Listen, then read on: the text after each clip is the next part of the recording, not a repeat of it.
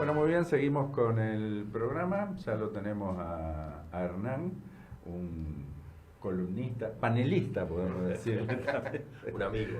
de autopercibido, un autopercibido autopercibido. Totalmente. Hernán, estabas con ganas de hablar de algo que, bueno, que es fundamental. Justamente hablaba Diego recién con respecto al tema ambiental y climático, de los sistemas de alerta temprana, y vos habías planteado hacer algunos comentarios sobre las cuestiones de riesgo cardiovascular, de los factores de riesgo cardiovascular, que en definitiva terminan siendo sistemas de alerta temprana, ¿no? Totalmente, totalmente. La idea, obviamente las enfermedades cardiovasculares en el mundo son una epidemia, la primera causa de muerte en adultos en todo el mundo, y bueno, y obviamente hay que enfocarse en la prevención de estas enfermedades. Hay factores que uno no puede prevenirlo, todo lo que sea carga genética, indudablemente, al menos hasta el día de hoy, es inmanejable. El factor genético es importante, hay familias que tienen muchos integrantes de sus familias con enfermedades cardiovasculares graves y bueno, en esas familias muchas veces la carga genética tiene un papel preponderante. Pero hay muchos factores que se pueden regular, ya me molé por ejemplo los hábitos, por ejemplo el hábito de fumar, el consumo excesivo de alcohol, el no comer sano, la inactividad física, son todos factores que uno los puede controlar y cambiar drásticamente. Y también están los factores de riesgo específicos, que ya llámense hipertensión arterial, trastornos del colesterol, trastorno del colesterol bueno, colesterol malo, que bueno, que también se pueden manejar y muy bien con la correcta medicación y con la correcta supervisión del profesional médico. Por eso yo siempre digo que siempre es importante tener un médico de familia o un médico clínico. ¿Para qué? Para que nos guíe, nos controle y diagnostique en forma prematura todos los problemas que tenemos para poder solucionarlo y prevenir males mayores. Si no un susto, ¿se toma conciencia de esto? Yo creo que sí, yo creo que, los medios de comunicación, la gente está mucho más informada que antes, la gente es mucho más consciente. Hoy en día, a diferencia de tiempo atrás, mucha gente sabe por qué se murió tal persona tan joven. Antes no se sabía, si mira, debe haber tenido una cardiopatía congénita, debe haber tenido, hoy en día se sabe, entonces la gente está alerta. Pero también la sociedad ha cambiado, el ritmo de vida vertiginoso, el estrés, que es un factor muy negativo en el aparato cardiovascular, también lleva a que, a pesar de que por una parte prevenimos los problemas, la vida en sí nos va llevando a tener problemas, ¿no? Entonces es un equilibrio, pero lo que sí obviamente se está viendo a raíz de la prevención cardiovascular y la prevención de otras enfermedades, obviamente, cómo la expectativa de vida va aumentando. Hoy en día los nietos nuestros probablemente vivan 90 años, 95 años como cosa normal, y cuando nosotros éramos chicos era totalmente inusual. Inusual, sí. Eran casos extraños que llegaban a esa. Justo estuve hablando con Charlie Manolis, mi copresidente del grupo especialista en cocodrilo, hace 2 días. Habíamos tenido un Zoom y lo tuvimos que correr para el otro día porque se tuvo que ir a Sydney al funeral de su suegro. Y bueno, después cuando hablo con él, obviamente le doy mis condolencias. Yo sabía que le tenía mucho cariño, yo no lo conocía al suegro de él, y le digo, ¿qué le pasó? Me dice, no, dice, estaba muy bien, pero tuvo un problemita en la cadera y estuvo internado unos días y se agarró una infección ahí en el sanatorio, hizo una neumonía, le dieron el alta, pero después hubo que volverlo a internar, y bueno, falleció a los 3 días. Digo, pero qué macana. ¿Y cuántos años tenía? Me dice, sí, tenía 101 años. Venía por ahí, claro. Así que totalmente amortizado. Uno no está planeando de alguna manera llegar hasta ahí. Pero cada vez es más frecuente escuchar eso. Sí. Tenemos una de las grandes divas de la televisión argentina.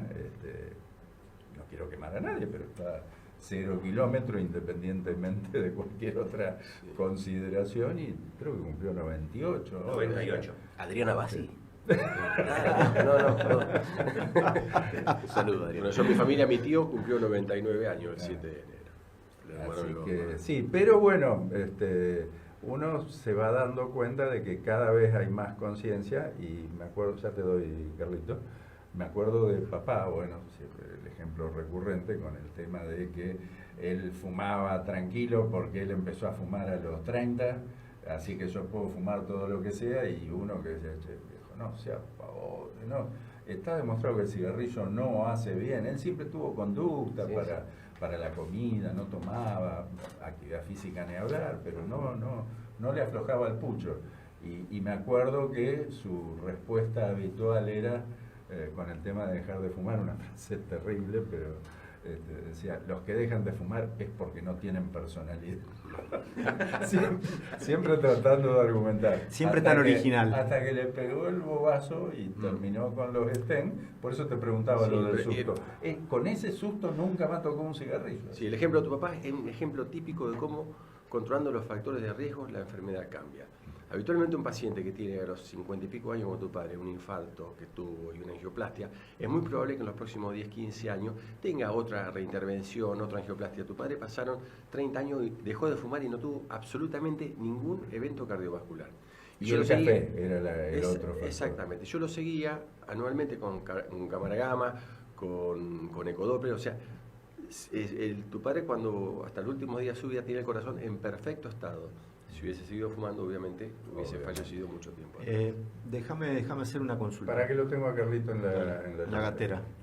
Era en función de lo que venía comentando, de las distintas cuestiones, salud, alimentación, ¿cómo juegan las emociones con respecto al corazón? En forma totalmente negativa. Las emociones negativas, totalmente negativas. Las emociones negativas llevan mucho estrés y el estrés produce hipertensión, produce taquicardia y produce, bueno, Carly debe saber muy bien los trastornos psicológicos que produce. Es justamente una de las cosas que hablaba, el estrés con el cual la vida nos lleva a vivir, eso va en contra de una salud. O sea, no son las emociones, es el estrés que generan esas emociones. Exactamente, que producen vasoconstricción, hipertensión, liberación de catecolamina que aumenta la presión, o sea, todo un círculo vicioso que es negativo para el organismo.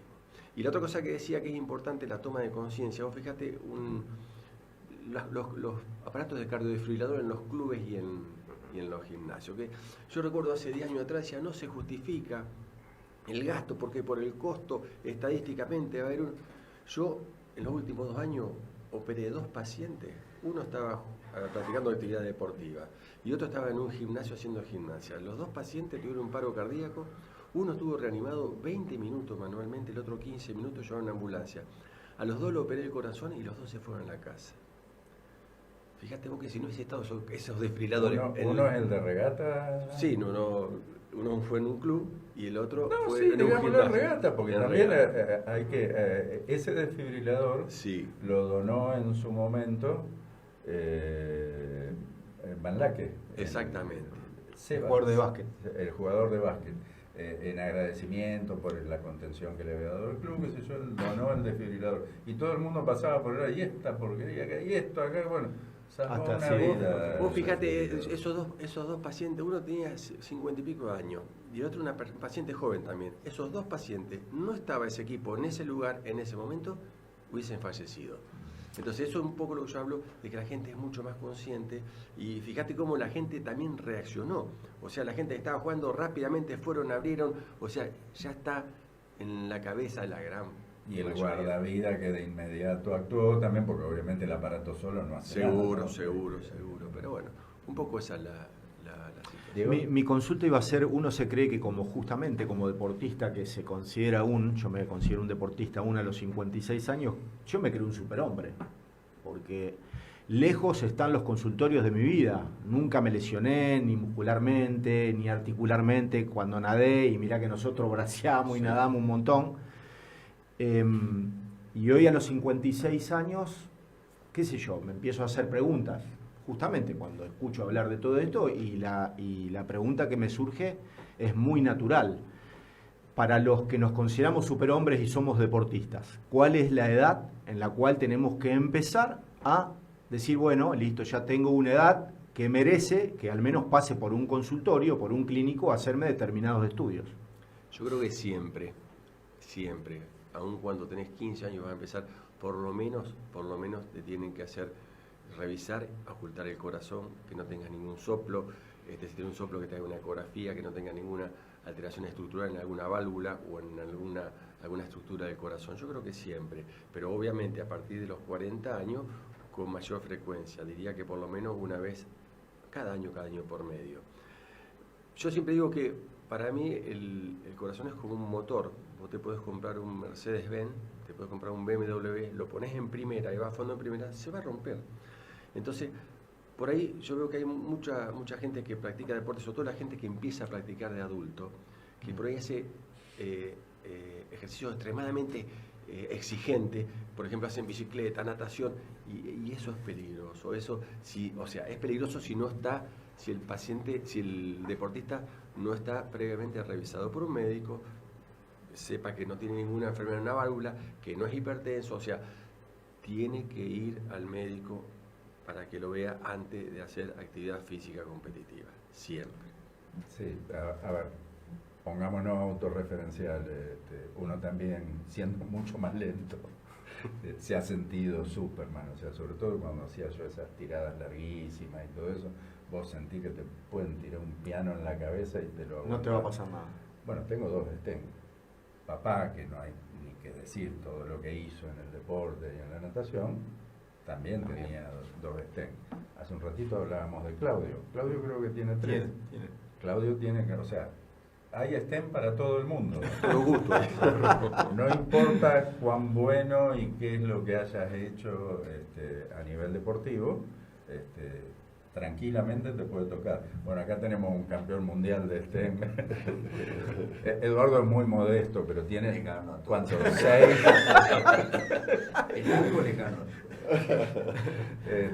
Pero bueno, ¿por qué es tan importante hacerse los controles? Porque esos aparatitos de porquería que tenemos adentro son los que nos están dando sobrevida. O sea, totalmente. Y esto te lo agradezco a Borna porque yo no quería hacerme un montón de los controles esos. Yo sostenía que era porque él quería ganarme en natación y empezar a ponerme drogas hipotensoras. Pero bueno, gracias públicamente porque se descubrió que el motor no estaba tan bien como parecía, ¿no? Carloncho. No, lo que quería decir es que justamente es por eso, porque son varios los factores que se ponen en juego y el estrés. Diego, vos nadabas, estabas entrenado, todo, pero también tenías una vida que te lleva a tener estrés y esas cuestiones. Y ojo que la natación competitiva también es un factor de justamente la misma competencia, ¿sí? Entonces eso es lo que por ahí no se ve tanto, digamos, o uno no lo tiene en cuenta porque te desestresás tirándote a nadar y bueno, es todo como una rueda. Pero bueno, lo que quería comentarte, Charly, un poco de dónde viene el estrés. La libido sería la energía psíquica que uno tiene y cuando uno empieza a estresarse, a angustiarse, bueno, en realidad pasa a ser angustia, ¿no es cierto? Y esa angustia, la cabeza dice, esto no lo puedo manejar más, y lo tira al cuerpo, ¿no es cierto? Muy gráfico, ¿no es cierto? Y el cuerpo es cuando ahí dice, bueno, ¿qué hago con esto? Sedentarismo, bueno, hipertensión y todo esto, y después, cuando uno acumula mucho de eso, termina en lo que son los ataques de pánico, por ejemplo, ¿no es cierto? Es cuando el cuerpo dice, bueno, yo no me voy a hacer cargo de esto tampoco, y colapsa, digamos, con los ataques de pánico. Entonces viene todo por ahí, ¿no es cierto? Y ahí es donde se ve reflejado en el cuerpo. Sí, y es impresionante la cantidad de gente con ataques de pánico que hay, vos lo sabrás, obviamente. Impresionante. Es impresionante. Mucha gente, sí. Así que bueno, hay que cambiar los hábitos, hay que hacer deporte, hay que comer saludable, un montón de cosas. Totalmente, y controlarse periódicamente, tampoco todos los días. Y lo importante es tampoco tener tantos médicos, porque cuando uno va a 5 o 6 médicos, terminas con más complicado y confundido. O sea, yo siempre digo, un médico de referencia y que él te guíe. Bueno, anda para acá, entonces lo importante es buscar un buen médico de referencia. Y no ir a internet después. No, eso lógicamente. No. Ni ver los prospectos de los remedios. Si vos ves los prospectos de un remedio, no va a tomar ni una vallaspirina. Eso nunca, Bueno, nunca lo aconsejo. yo, si hay algo bueno que tengo es que los prospectos no los puedo leer así. Son demasiado chiquitas las letras. Mariano, vamos con otro tema.